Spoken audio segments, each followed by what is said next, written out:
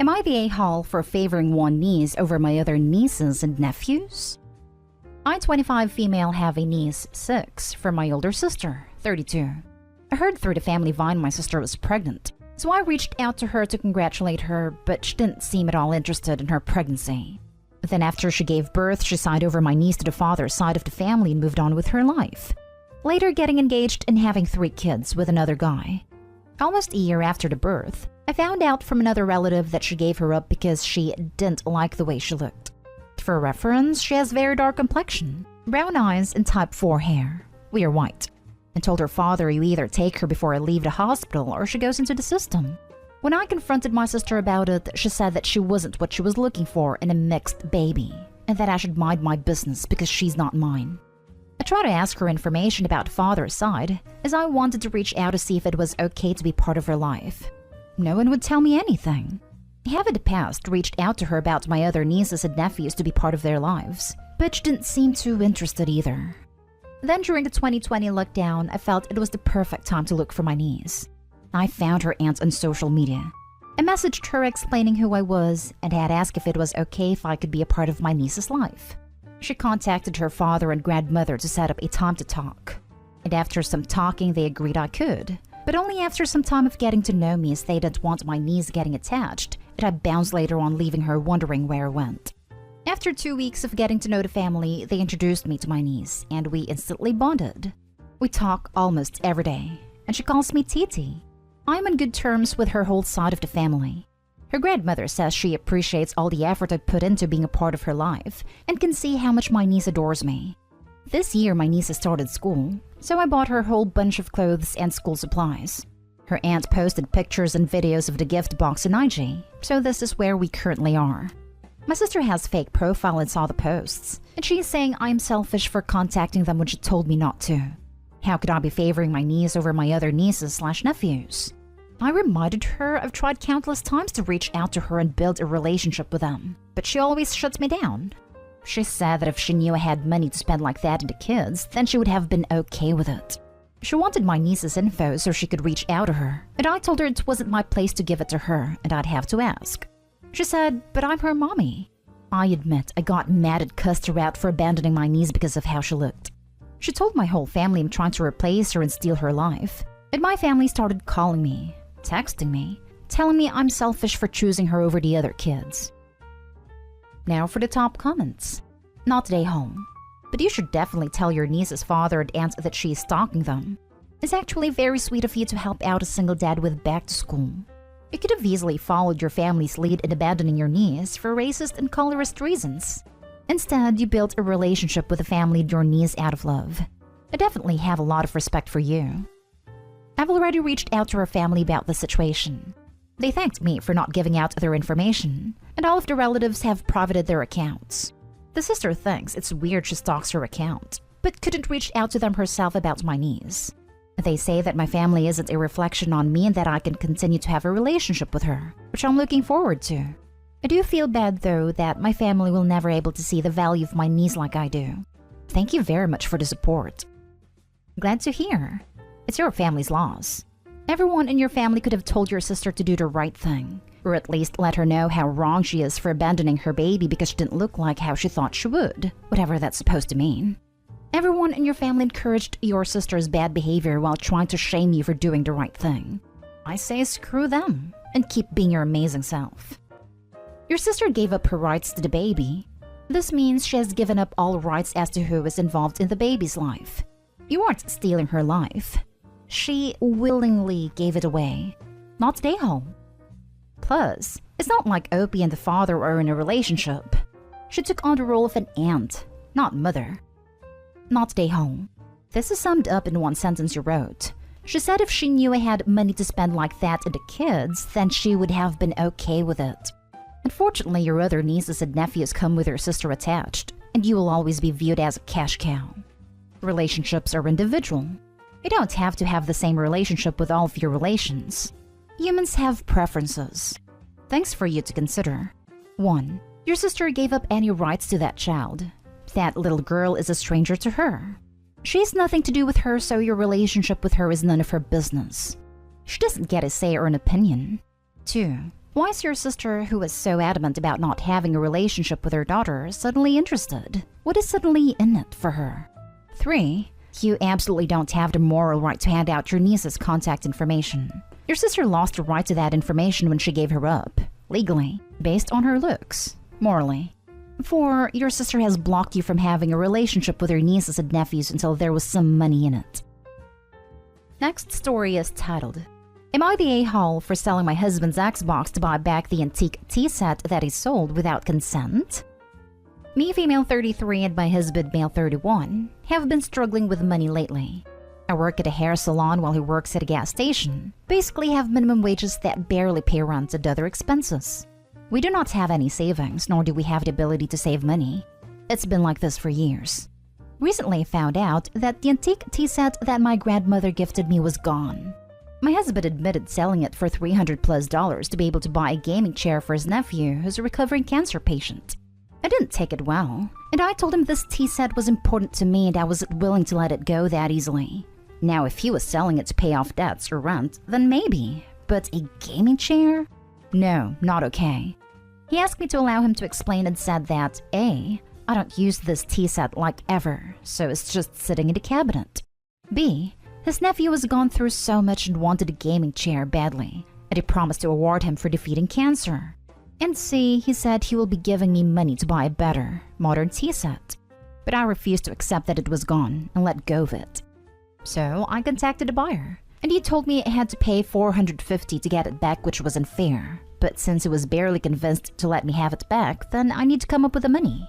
I sold the only thing my husband had that was worth money, which was his Xbox.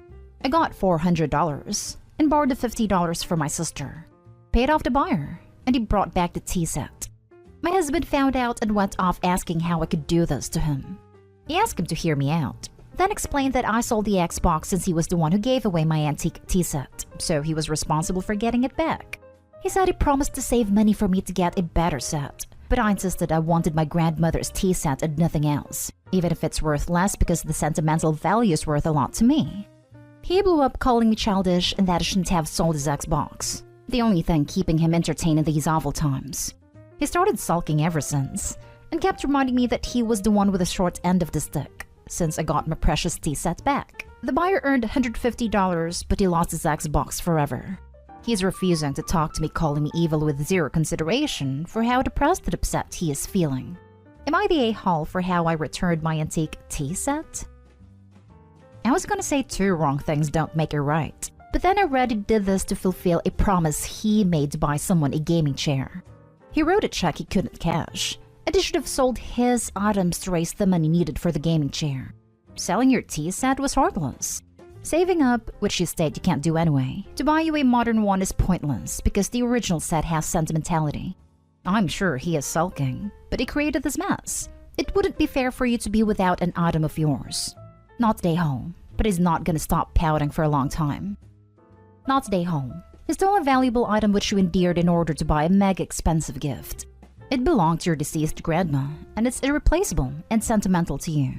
It was yours and you reclaimed it. It wasn't the necessary solution to sell his Xbox, but you need 2 for tango, and it seems like the viable way to gather the money. Not stay home. He thinks his stuff is more valuable to him. Maybe he should realize things have consequences. I think so, which is hurtful and frustrating. Not stay home, but you should consider getting out of this situation, like now. Not only does your husband not respect your property, but he also doesn't seem to have much financial sense. He could buy a cheap gaming chair for less than $100. He didn't need to spend $300+ in one, no matter the reason. A sizable number of Americans couldn't put their hands on $400 in an emergency, and your husband sounds like he's in that group. That kind of money is a rainy day fund, especially when you're not making that kind of money to quickly recoup it. Your husband needs to get his financial priorities in order quickly, or you're always going to be fighting this battle with him. And apparently having time to play the Xbox. He could spend the time to find a better job. But hey, that's just me. Next story. Am I the a-hole for not paying for grad school for my sister? My sister, 22, and I, 26, female, lost our mother when she was 14 and I was 18. It was a difficult time, but eventually we pulled ourselves together and I stepped into the guardian role. because at the time my father was incapable of caring for us. I deferred my admission, left my flat share, and moved back home. I worked a lot of jobs, tutored a lot, and we survived. When I left uni, I got a great job that paid very well, and we stopped struggling. I paid for my sister's undergrad schooling, housing, because she didn't want to live at home. I made sure she had food and that she never ran out of money. She graduated recently and expressed interest in continuing her education. I told her that I would not be paying for grad school. At first, she thought I was joking. But when I told her that I was not, she got mad because I make a lot of money. Said that if I were a good sister, then I would have no problem paying for her. I told her that I'd been a good sister for almost 9 years, and I'd gone above and beyond for her, and anything from this point on was on her. She has not spoken to me since we had the conversation. Am I the a-hole? Somewhere along the line, your sister has lost track of the fact that everything that you've done for her so far has been a gift. You didn't have to move back home when your mom died. You didn't have to assume a guardian role, and you didn't have to put her through college. You did these things out of generosity and love. However, at some point you have to allow yourself to live for yourself, and she has to learn to stand on her own 2 feet. Not stay home. And hopefully when your sister finishes her temper tantrum, she'll realize that as well. And at a great cost to herself as well. Opie, what you did was incredibly selfless. Your sister knows this. She'll come around. Not stay home. Your sister is entitled. Most people don't have their undergraduate school paid for by their siblings, and certainly not pay for living expenses. I suspect a paying her own way would do her some good. Not stay home, my friend. Very few parents pay for grad school. You either incur the debt or work, or get scholarships. If she doesn't speak to you over this, she absolutely needs to get a job and see what the real world holds for her. She's beyond entitled.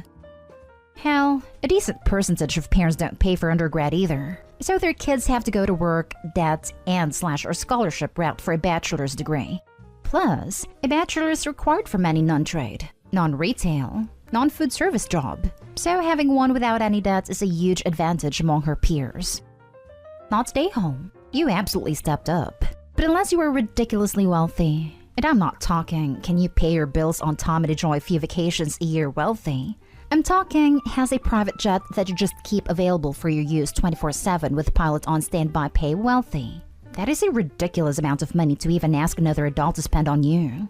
And if you are ridiculously wealthy, she's an adult now, and it's completely appropriate for you to just say no. I am not ridiculously wealthy. I just didn't want her to struggle any more than she had to, and she apparently thinks that means that any struggle isn't acceptable. Now for the last story. Am I the a-hole if I want to go on a trip against my wife's wishes? So I, 27 male, have been married to V, 27 female, for 5 years, and we have a 3-year-old daughter. My wife goes with her girlfriends for a trip every year to exotic and beautiful places. This year, my guy friends have planned to go for a 2-week vacation to Europe. We usually don't go on trips, and I haven't gone on one ever since I started dating, except for 2 to 3 days of camping trips. So I told my wife that I want to go on vacation this time, as I haven't gone on one for the past 5 years.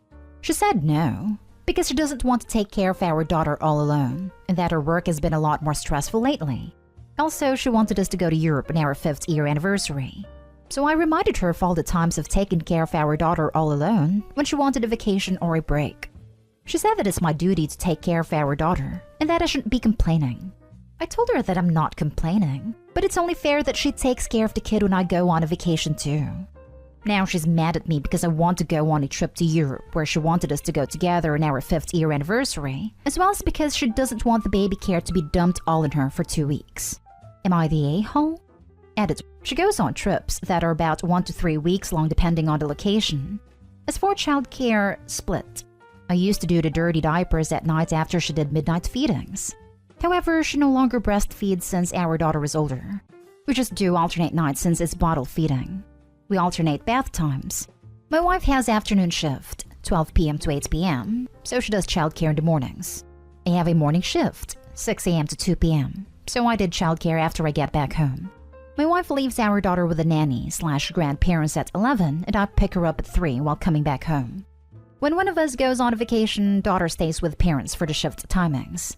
And after the shift, the person at home brings daughter back and take care of daughter until next day's shift start.